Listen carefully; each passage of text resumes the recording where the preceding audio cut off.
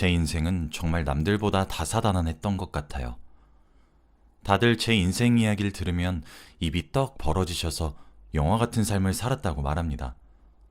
제가 봐도 정말 대단한 인생사였던 것 같고요. 다들 책으로 내라고 하는데 차마 그렇게는 못할 것 같아 이렇게 사연을 보내봅니다. 저는 태어났을 때부터 남들과 조금 달랐어요. 왜냐하면 저는 교도소에서 태어났거든요. 어머니께서 저를 임신하셨을 때 사기죄로 교도소에 수감되셨다고 합니다. 그리고 저를 낳고 3개월 동안 돌봐주시다가 저는 교도소 밖으로 나가 할머니와 아버지 손에서 자랐대요.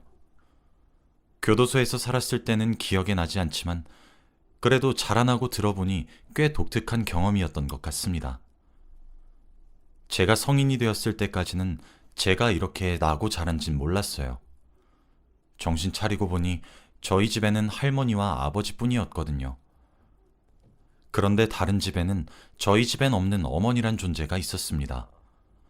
할머니와 아버지에게 어머니에 대한 존재를 물으면 항상 묵묵부답이셨고 결국은 제가 먼 훗날 알게 되었죠.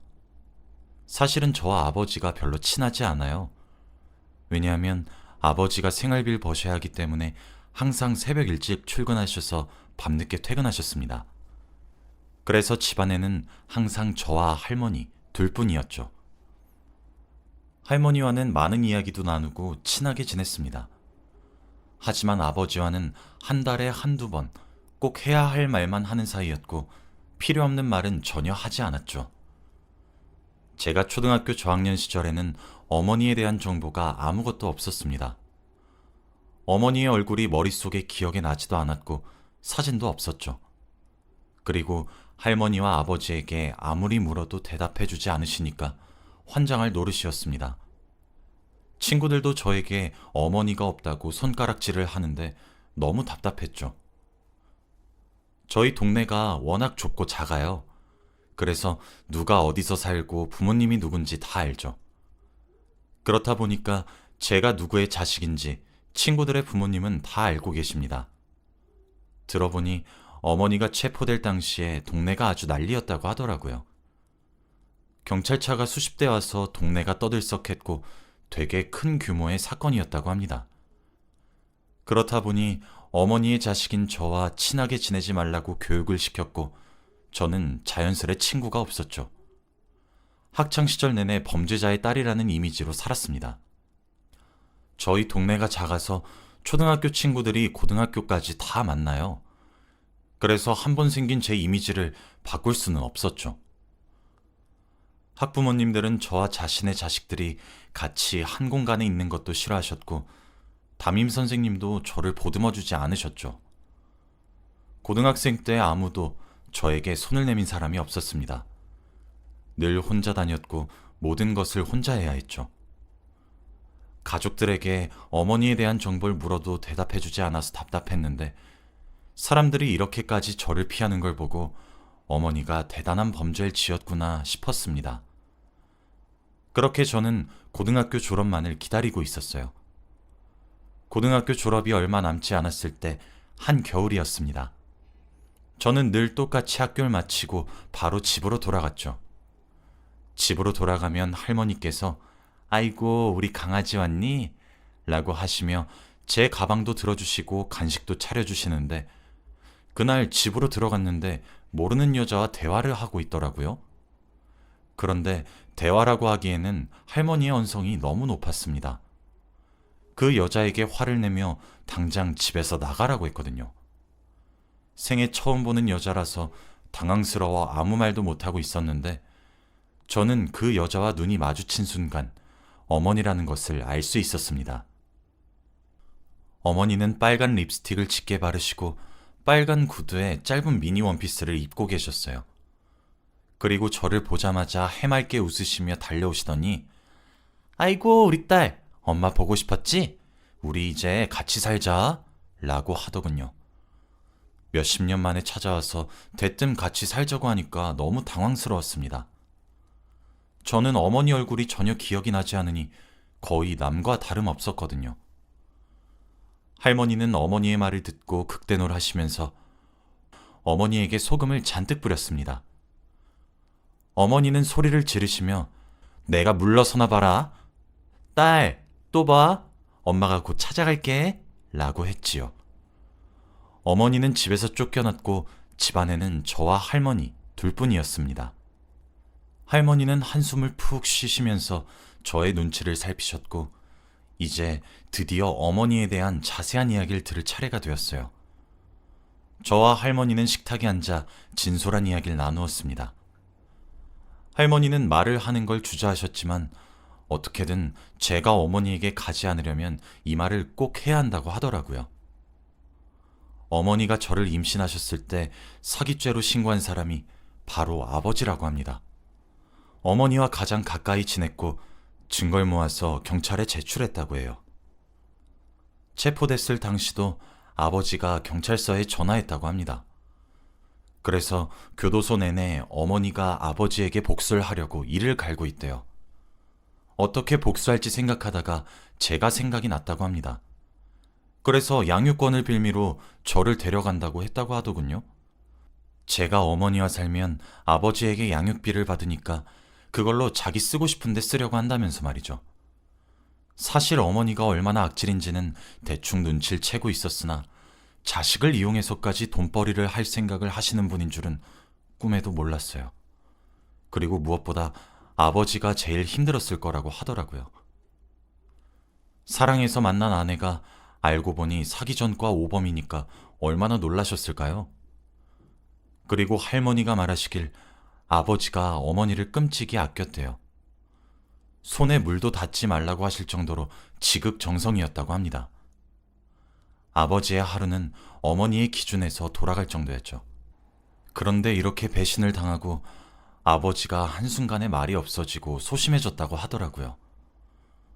거기다가 제가 하필 어머니랑 너무 똑같이 닮아서 아버지가 제 눈을 잘 못 마주친다고 합니다. 지금까지 아버지가 제 눈을 피하고 대화를 많이 하지 않는 게 저를 좋아하지 않아서 그런 줄 알았습니다. 그런데 한때 너무 사랑했던 자신의 아내와 제가 너무 판박이라 그랬던 거라고 하더라고요. 할머니의 말을 듣고 나니까 생각 정리가 되었고 아버지를 다시 보게 되었습니다. 할머니는 말이 다 끝나시고 제 손을 잡으시면서 아가, 아무리 엄마가 그리워도 절대 그 여자 옆에 가면 안 된다 라고 하셨죠. 저도 어머니와 같이 살 생각은 전혀 없었고 애초부터 어머니가 없었던 사람이라 어머니가 필요하지도 않았습니다. 할머니와 아버지만 있어도 충분했죠. 저는 그날 어머니에 관한 이야기를 듣고 조금 더 성장한 기분이었어요. 어머니가 저를 개인적으로 찾아와도 말대꾸도 안 할 자신감이 생겼죠. 저는 그 일이 있고 얼마 지나지 않아 고등학교를 졸업했습니다. 그런데 고등학교를 졸업하기 전에 어머니가 저를 수없이 찾아왔어요. 확실히 미성년자 때 자신의 자식으로 해야 양육비를 받을 수 있으니까 계속해서 자신과 살자고 설득하더군요. 저는 어머니를 매번 피해 다녔고 만나지도 않았습니다. 결국 저는 고등학교 졸업을 했고 그 뒤로 어머니는 저를 찾아오지 않으시더라고요. 자신의 목표를 달성할 수 없으니 그런 것 같았습니다.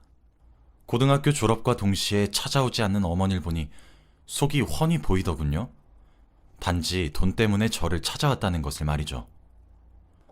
저는 고등학교를 졸업하고 조금이나마 집안의 보탬이 되기 위해서 공장에 바로 취직을 했습니다. 대학교를 갈 비용도 없었고 놀러 다닐 친구 한 명도 없었기에 취직을 해야 했죠. 공장에는 다 아주머니 아저씨들 뿐이었고 제 또래 사람은 아무도 없었습니다. 그곳에서 아무랑도 못 친해졌고 전 여전히 혼자였죠. 밥도 혼자 먹고 이야기 하나 나눌 사람 없이 그렇게 한 달을 보냈습니다. 회사 구내식당에서 평소처럼 혼자 밥을 먹고 있는데 누군가 제 앞에 앉더라고요. 자리가 없어서 앉은 건가 싶어서 별 생각 없이 밥을 먹고 있는데 갑자기 저에게 안녕? 이라며 인사를 하는 겁니다. 처음 들어보는 제 또래의 목소리라 놀라서 얼굴을 보니 제 나이와 비슷해 보이더라고요. 저도 인사를 하고 같이 이야기를 나누면서 밥을 먹었는데 알고 보니 저와 같이 입사한 친구였습니다. 공장에서 저와 이 친구가 제일 나이가 어리대요. 들어보니 둘 다 동갑이었습니다. 그 친구의 이름은 선영이었는데 선영인 저와 다르게 되게 활발하고 긍정적인 성격이에요. 그래서 말을 같이 하면 저도 기분이 좋아지게 해주는 힘이 있더군요. 그곳에서 제 또래는 선영이 뿐이니까 선영이와 거의 매일 같이 붙어 있었습니다.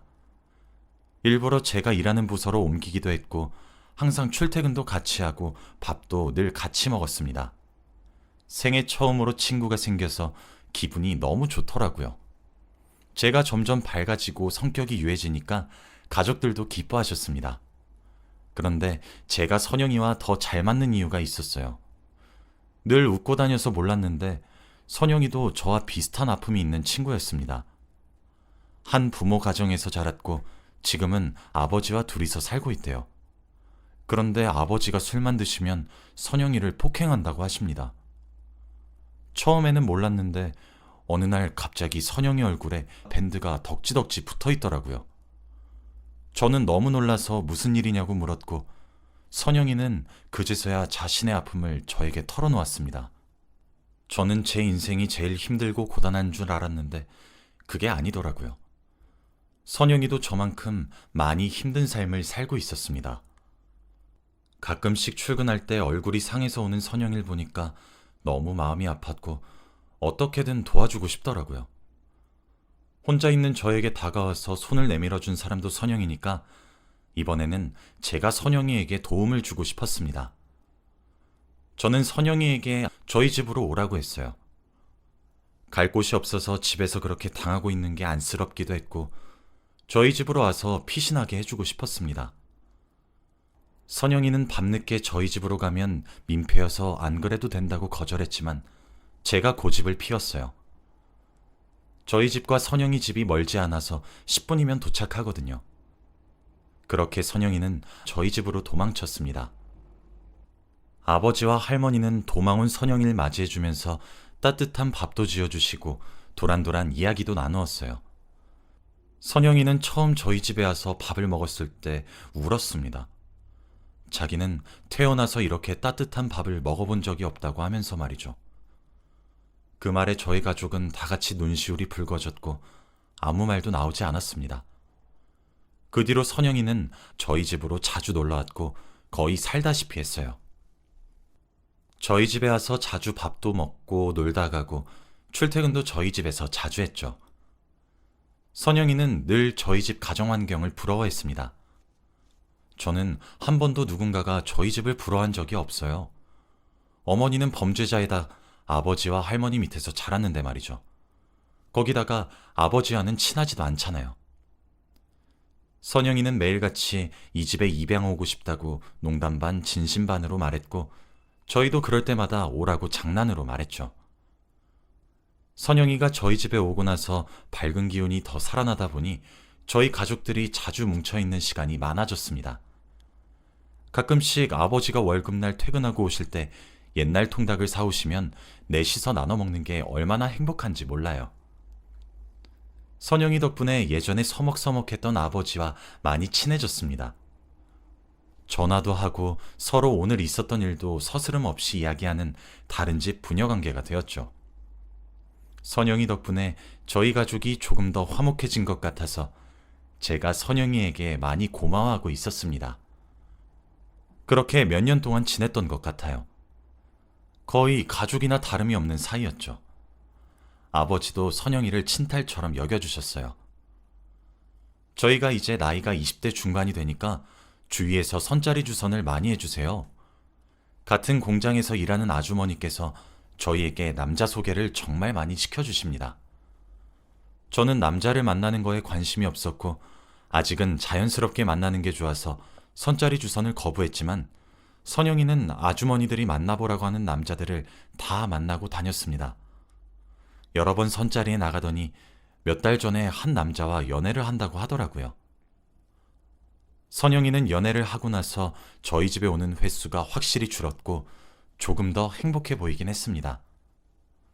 저희 가족은 연애 이후 잘 찾아오지도 않고 연락 한번 제대로 하지 않는 선영이에게 서운하긴 했지만 그래도 선영이가 행복할 것을 생각하니 괜찮았어요. 그리고 선영이와 같이 출퇴근도 못하고 선영이가 남자친구랑 점심밥을 먹어서 저와 같이 있는 시간이 줄어들었습니다. 왠지 모르게 선영이를 남자친구에게 빼앗긴 기분이랄까요? 그래도 저는 선영이 친구니까 제가 이해할 수 있었습니다. 그 남자와 연애를 하고 몇 달 정도 지났는데 갑자기 선영이가 저에게 먼저 연락을 하더라고요. 연애를 하고 단 한 번도 저에게 연락을 한 적이 없었는데 갑작스레 연락이 와서 너무 놀랐습니다. 기분 좋은 마음으로 전화를 받았는데 선영이의 목소리가 이상했어요. 약간 우는 듯한 말투로 집 앞에서 잠깐 만나자고 하더라고요. 혹시나 무슨 일이 있나 싶어서 당장 뛰쳐나갔고 선영이는 술을 한잔한 것 같았죠. 술에 취한 목소리로 저를 보자마자 충격적인 말을 했습니다. 내가 부탁 하나만 해도 돼? 넌 내 친구니까 나 이해해줄 수 있지? 이 말을 하면서 눈에 눈물이 맺힌 채로 말을 하는데 너무 당황스럽더라고요. 저는 우선 무슨 부탁인지 들어보자고 했습니다. 그런데 선영이가 저에게 한 부탁은 정말 상상 이상이었어요. 나 곧 남자친구랑 상견례 하는데 너희 아버지, 우리 아버지인 척 할 수 있을까? 선영이는 자신의 아버지는 도저히 상견례에 못 데려가겠다고 했고 제 아버지를 자신의 아버지인 척 하겠다고 하더라고요. 저는 그러면 안 된다고 딱 잘라서 말했지만 선영이는 너무 확고했습니다.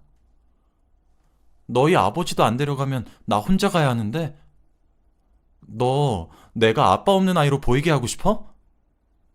나 부모님 없다고 하면 그 남자 집에서 나 반대할 거란 말이야. 그 사람 돈도 많고 직업도 좋아서 내가 얼마나 힘들게 결혼 약속한 건데 너 내 친구면서 그런 것도 못 해줘? 선영이는 약간 정신이 반쯤 나간 듯 보였고 제가 알고 있던 모습과 정반대였습니다. 연애하는 동안 대체 무슨 일이 있었던 건지 오랜만에 본 선영이는 사람이 달라져 있더라고요. 아무리 친딸처럼 지냈다곤 하지만 그래도 제 아빠잖아요. 아직 제 상견례도 가보신 적이 없는데 어떻게 친구 아버지 코스프레를 합니까? 솔직히 저도 해주기 싫었고 선영이가 부탁하는 태도도 영 마음에 안 들어서 거절했죠. 선영인 저에게 실망했다며 화를 불같이 냈지만 저도 선영이에게 너무 실망했습니다. 제가 거부하고 뒤돌아서 집으로 돌아가려 하니까 선영이가 저에게 뜬금없는 말을 했습니다. 네가 딸이 맞긴 해? 지금 네 아빠 어떤 상태인지도 모르잖아. 너처럼 아빠한테 관심 없는 딸보단 내가 낫지. 내가 아저씨 걱정 얼마나 했는지 알아? 넌 딸이라고 할 수도 없어. 저는 갑자기 그게 무슨 소리냐며 선영이의 어깨를 흔들며 대답을 보챘지만 선영이는 그 말을 내뱉은 뒤 눈을 감고 잠들었습니다. 저는 선영이를 업고 집으로 돌아와서 재웠죠. 저는 아버지만 조용히 불렀습니다. 그리고 선영이에게 들었던 내용에 대해 설명을 해달라고 부탁했죠. 아버지는 들켰던 표정과 함께 저에게 말을 해주기 시작했습니다. 그런데 아버지가 말씀하신 내용은 정말 충격적이었어요. 요즘 한동안 너무 행복해서 어머니를 잊고 지냈습니다. 어머니가 아버지에게 복수를 할 사람이라는 것을 왜 몰랐을까요? 어머니는 이를 갈고 아버지를 복수하겠다고 덤비셨다고 하더라고요. 어머니가 아버지에게 계속 할 말이 있다고 만나자고 했고 아버지는 계속 피하시다가 한번 만났다고 합니다. 그런데 거기서 어머니가 되게 옛날과 태도가 달랐대요. 사람이 정말 바뀐 것처럼 너무 착하고 순해졌고 사과도 했다고 합니다. 그러면서 점점 자주 만나게 되었다고 하더라고요. 그저 옛 정으로 말입니다. 아버지는 호감 같은 건 전혀 없었고 힘들게 살고 있다고 하길래 한 달에 한두 번씩 밥 한 번 사주는 정도로 말이죠. 그런데 알고 보니 어머니는 이미 결혼을 하시고 남편이 있는 상태였고 아버지를 자주 만나고 가끔씩 연락을 했다는 것을 빌미로 상간남 소송을 걸려고 준비 중이었다고 합니다. 아직 확실한 증거가 없어서 제대로 소송을 못하고 있었는데 소송 준비 중이라는 것을 우연히 알게 되었다고 해요. 아버지는 이제서야 정신을 차리시고 어머니의 굴레에서 빠져나왔다고 합니다. 아버지는 우연히 어머니 휴대폰에 온 문자 내용을 보고 알게 되었다고 하더라고요. 돈을 뜯어내기 위해 아버지를 이용했던 거였죠. 아버지는 10년 감수하셨고 그 뒤로 어머니를 한 번도 보고 있지 않다고 합니다. 그 사실을 할머니에게 말하다가 선영이가 우연히 듣게 된 것이고요. 저는 그래도 큰일이 일어나지 않아서 다행이라고 생각합니다. 선영이는 그 말만 듣고 이미 아버지가 상간남 소송을 당했다고 생각하더라고요. 저희 집은 잘못하다가 어머니에게 거액을 뜯길 뻔했습니다. 아버지는 그 일이 있고 나서 정말 사람 고쳤으면 안 되겠다는 것을 알게 되었다고 하네요. 지금은 선영이와 예전만큼은 친하게 안 지내고 있어요. 거의 매일 같이 붙어 있다 보니 서로에게 바라는 것도 점점 많아지고 실망도 많이 하게 되더라고요. 그리고 상견례 자리에서 저희 아버지를 데려간다는 것을 제가 반대를 하니 선영이도 많이 기분이 상한 것 같습니다. 하지만 저는 절대 저희 아버지를 선영이 아버지 행세하게 둘 수 없어요. 혹시 제가 너무 매몰차다고 생각하시나요? 아무튼 제 이야기는 여기까지입니다. 교도소에서 태어난 것으로도 모자라 저에게 이런 인생사가 있다는 게 아직도 놀라워요. 다들 저처럼 다사다난하게 살지 마시고 평탄하게 사시길 바랍니다. 제 이야기는 여기까지예요. 들어주셔서 감사합니다.